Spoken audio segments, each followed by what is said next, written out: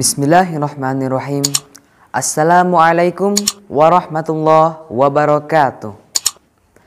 Alhamdulillahirabbil alamin. Asyhadu an la ilaha illallah wa asyhadu anna Muhammadar Rasulullah. Wassalatu wassalamu ala asyrafil anbiya'i wal mursalin wa ala alihi wa sahbihi ajmain, amma ba'du.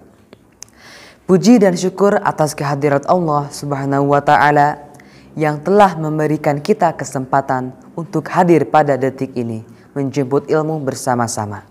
Semoga kita semua senantiasa diberkahi Allah Subhanahu wa ta'ala. Amin ya rabbal alamin. Salawat serta salam semoga selalu terjunjung kepada Nabi kita, Nabi Muhammad sallallahu alaihi wasallam, suri tauladan terbaik sepanjang masa yang sudah membebaskan umat muslim dari zaman jahiliyah hingga kita dapat menikmati iman dan Islam sampai saat ini. Hadirin rahimakumullah, pada kesempatan kali ini saya akan membahas mengenai menjadi pribadi Al-Ma'un. Surat Al-Ma'un artinya barang-barang yang berguna. Ini adalah surat ke-107 dalam Al-Quran, berjumlah 7 ayat dan diturunkan di kota Mekah. Seperti yang kita ketahui, Kiai Haji Ahmad Dahlan, pendiri Muhammadiyah, beliau sangat sering mengajarkan tentang surat Al-Ma'un ini kepada murid-muridnya, sampai-sampai mereka bosan dan jenuh dengan apa yang sering diajarkan oleh gurunya. Suatu ketika, murid-muridnya bertanya kepada gurunya, "Mengapa engkau tidak beranjak untuk mengajarkan surat lain, tetapi engkau malah berputar-putar pada surat Al-Ma'un ini?" Ahmad Dahlan menjawab pertanyaannya dengan cara membalik pertanyaan. "Apakah kalian sudah paham dengan surat Al-Ma'un ini? Apakah kalian sudah mengerti?"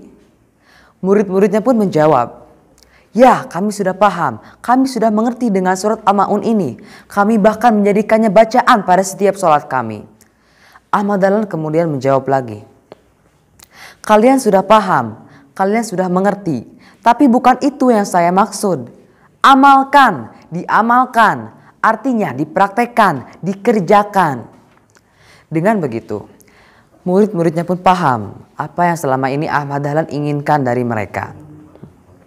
Mari kita cari tahu lebih lanjut, apa isi kandungan surat Al-Ma'un ini yang membuat Ahmad Dahlan ingin kita mengamalkannya pada kehidupan sehari-hari. Yang pertama, Ara'aital ladzi yukadzibu biddin. Tahukah kamu orang yang mendustakan agama? Pada ayat ini, Allah menghadapkan sebuah pertanyaan kepada Nabi Muhammad. Tahukah engkau orang yang mendustakan agama? Tahukah engkau yang dimaksud dengan orang yang mendustakan agama? Siapakah itu? Seperti apakah orang itu?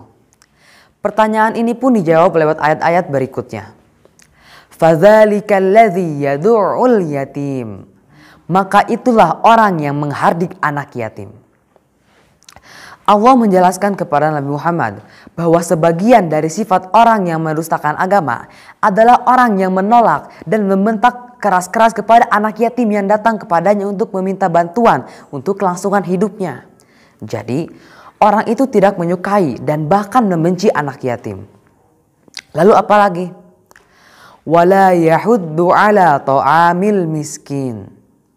Dan tidak mendorong memberi makan orang miskin.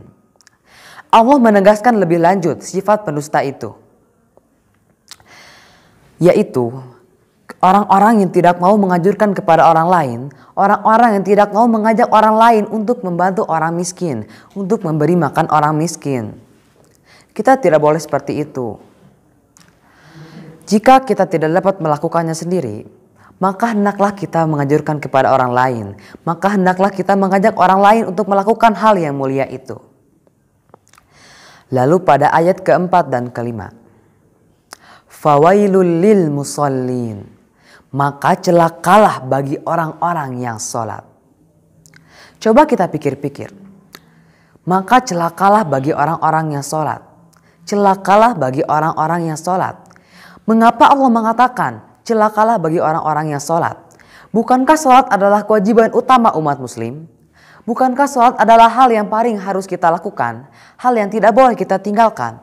Tapi mengapa Allah justru mengatakan celakalah bagi orang-orang yang sholat? Lihat pada ayat selanjutnya. Alladzina hum 'an sholatihim sahun, yaitu orang-orang yang lalai dari sholatnya. Dalam kedua ayat tersebut, Allah mengungkapkan suatu ancaman. Celakalah bagi orang-orang yang melaksanakan sholat dari takbir hingga salam, tetapi sholat itu tidak masuk ke dalam hatinya. Dia bertakbir, dia ruku, dia sujud, dia membaca semua doa-doanya, tetapi dia tidak paham apa yang dia lakukan. Dia tidak mengerti apa yang dia baca. Dia tidak mengerti mengapa dia takbir, mengapa dia ruku, mengapa dia sujud. Itu adalah orang-orang yang lalai dari sholatnya. Hal ini ditunjukkan kepada orang-orang yang merustakan agama, yaitu orang-orang munafik. Tetapi hal ini tidak ditunjukkan kepada orang-orang muslim awam yang tidak paham bahasa Arab. Jadi orang-orang yang tidak paham bahasa Arab tidak termasuk ke dalam ayat ini. Kita sebagai umat muslim tentunya kita tahu bahwa sholat adalah tiang agama. Barang siapa yang mendirikan sholat, maka ia telah menegakkan agamanya. Dan barang siapa yang meninggalkan sholat, maka ia telah meruntuhkan agamanya. Maka hendaklah kita melaksanakan sholat dengan sungguh-sungguh, dengan khusyuk, dengan tertib. Dengan begitu, kita pun akan menjadi pribadi yang lebih baik tentunya. Lalu, apalagi? Alladzina hum yura'un, yang berbuat riya. Ya, baik dalam sholatnya ataupun segala aktivitas amal kebaikannya, dia tidak melakukan semua itu ikhlas karena Allah. Dia sholat, dia bersedekah, dia berzakat, tetapi dia melaksanakan semua itu karena ingin dipuji orang lain, karena ingin orang lain menilainya sebagai orang baik. Kita tidak boleh seperti itu. Kita harus melaksanakan segala amal kebaikan, segala ibadah kita, ikhlas karena Allah semata untuk mengharap ridhonya. Ingat ini, orang sombong selalu berada di bawah orang yang rendah hati. Mungkin tidak sekarang, tapi pasti akan terjadi.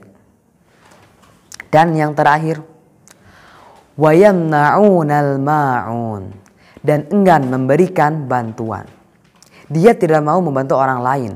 Dia tidak mau saling tolong-menolong. Dia enggan memberikan bantuan kepada orang yang membutuhkan, kepada orang yang terkena musibah, kepada orang yang mendapatkan masalah.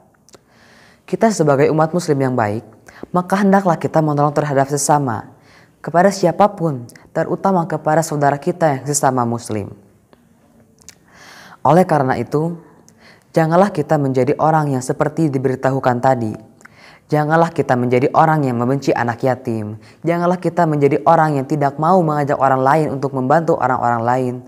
Janganlah kita menjadi orang yang lalai dari sholatnya. Janganlah kita menjadi orang yang suka berbuat riya. Janganlah kita menjadi orang yang tidak mau membantu orang lain. Justru sebaliknya, kita harus mau membantu, kita harus mau menyayangi anak-anak yatim, kita harus membantu dan memberi makan orang miskin. Kita harus laksanakan sholat dengan sungguh-sungguh, dengan ikhlas, dengan khusyuk. Dan kita harus dapat saling membantu kepada siapapun, kapanpun, dimanapun. Semoga kita semua dapat menjadi orang yang senantiasa beribadah kepada Allah dengan baik, dengan ikhlas, dengan khusyuk. Semoga kita semua dapat menjadi orang yang senantiasa saling membantu dengan siapapun. Dan semoga kita semua selalu diberkahi Allah, diberi perlindungan dan rizki yang baik, baik di dunia ataupun di akhirat. Demikian yang dapat saya sampaikan. Mohon maaf bila ada kekurangan. Rabbana atina fid dunya hasanah wa fil akhirati hasanah wa qina azabannar. Aqulu qouli hadza wa astaghfirullah li wa lakum. Wassalamualaikum warahmatullahi wabarakatuh.